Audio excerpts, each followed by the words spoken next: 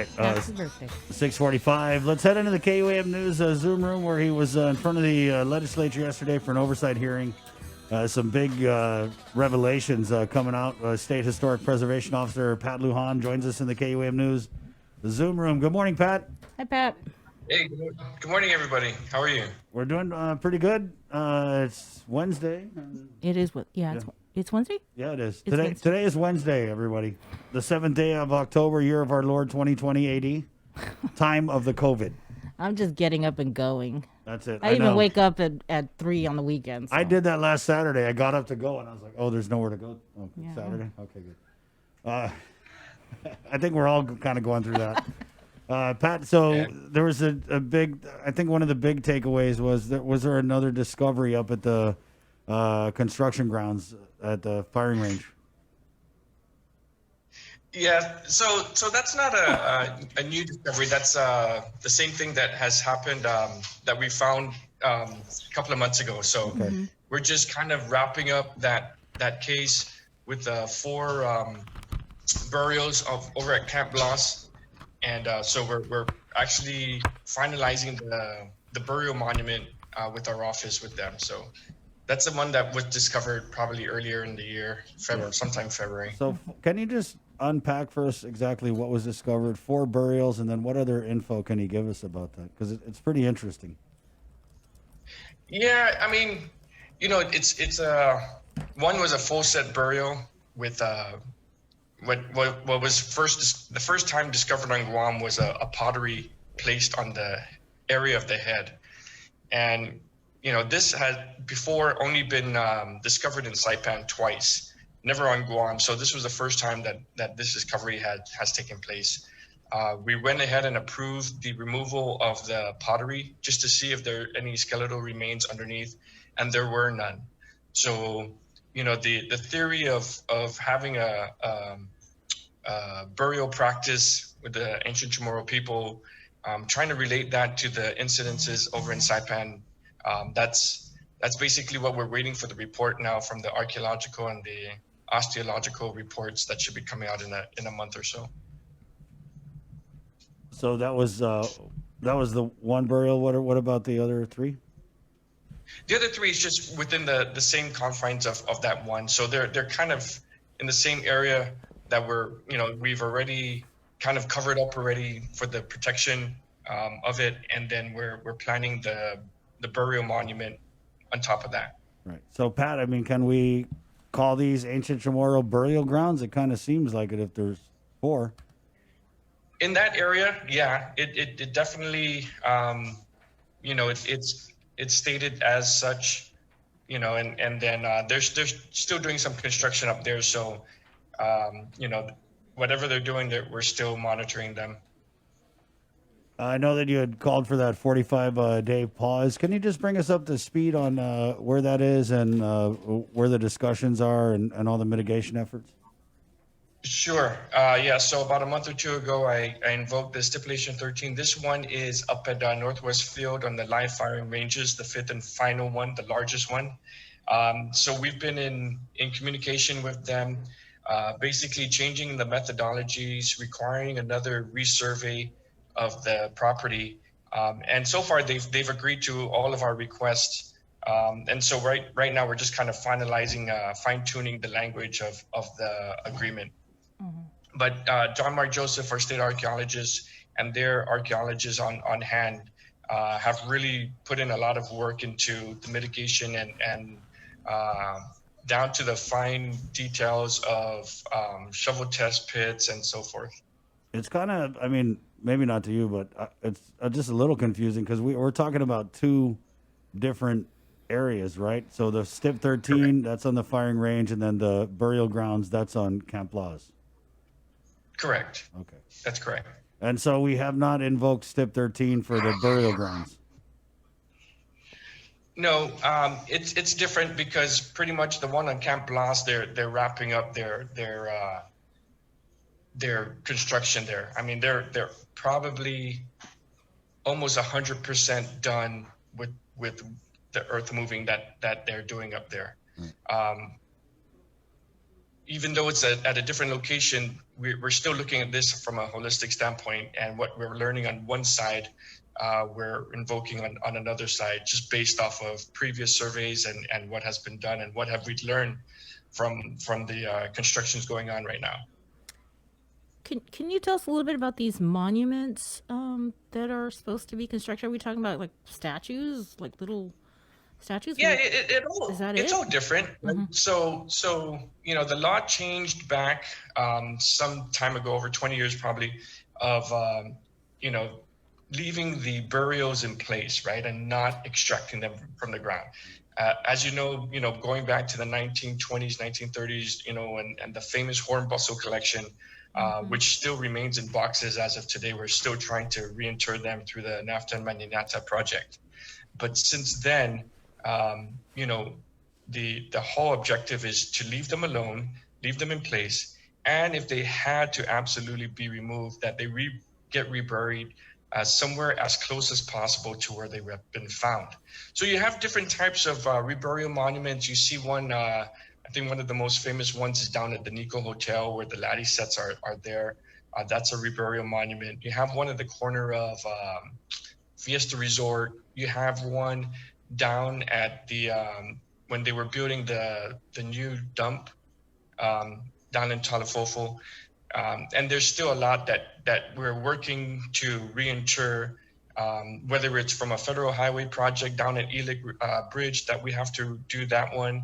And so all of them are unique and designed specifically to that area and to the people of that area. In this case, it's going to be the same way.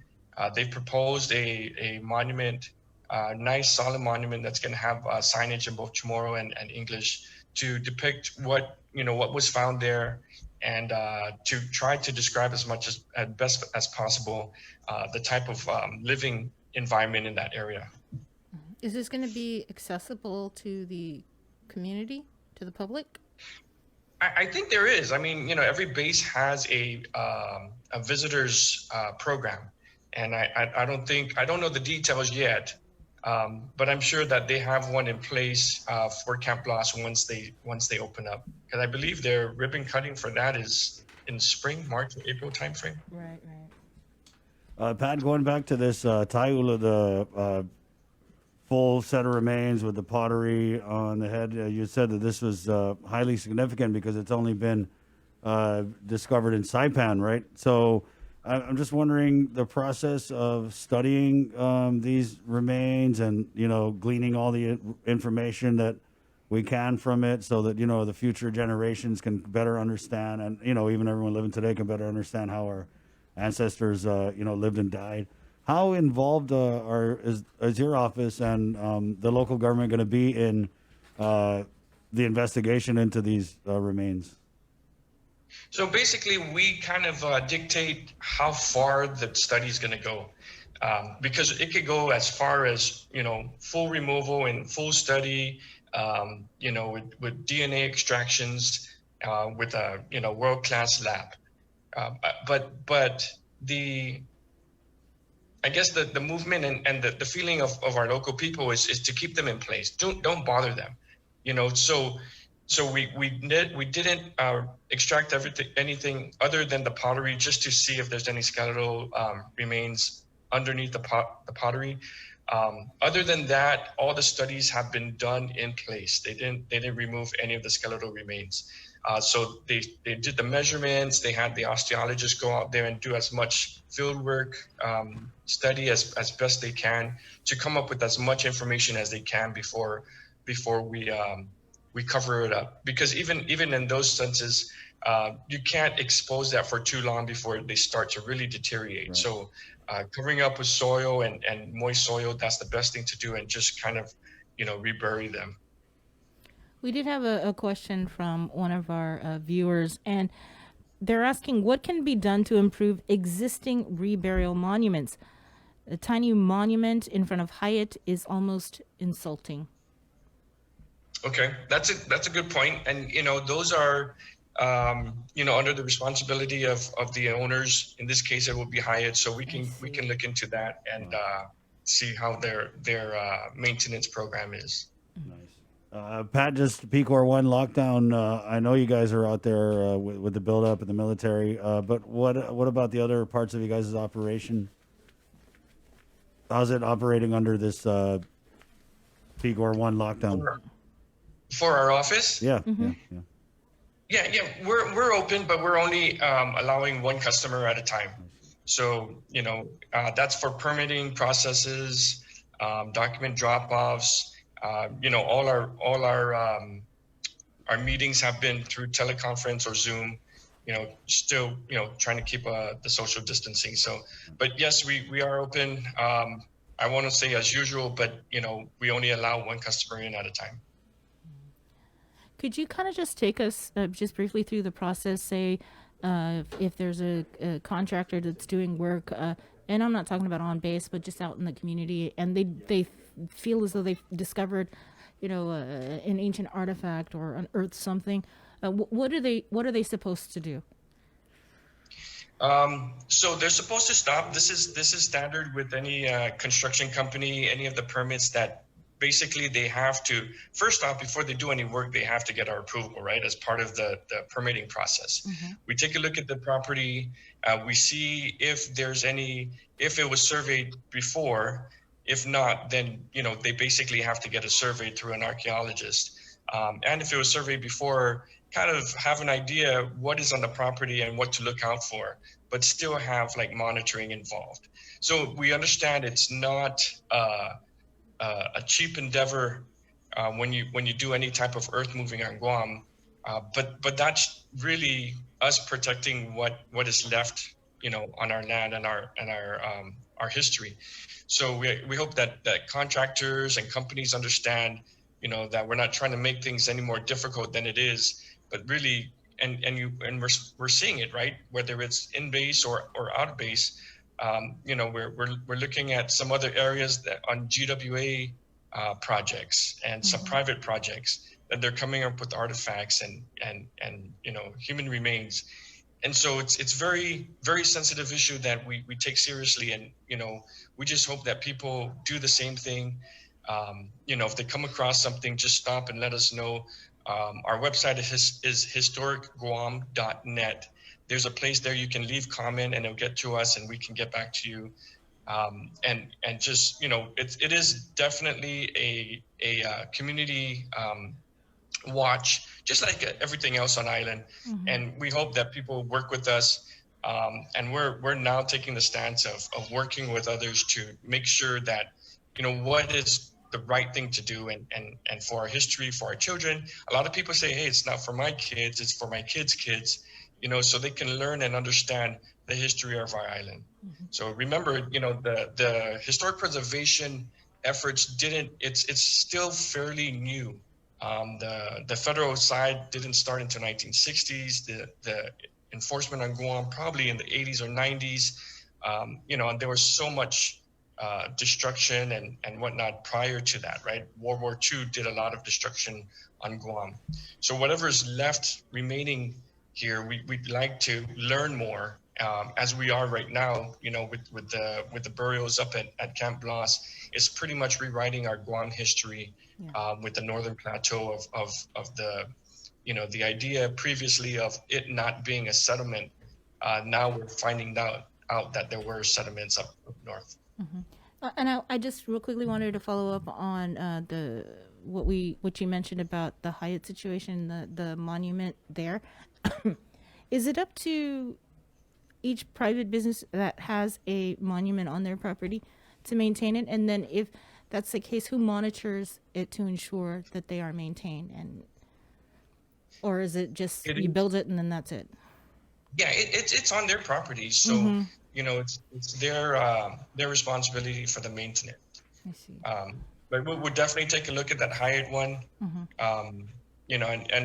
It differs from, and I think I know what they're saying. It's kind of in my mind how it looks. So I might have to go swing by today and take a look at it myself. Mm-hmm.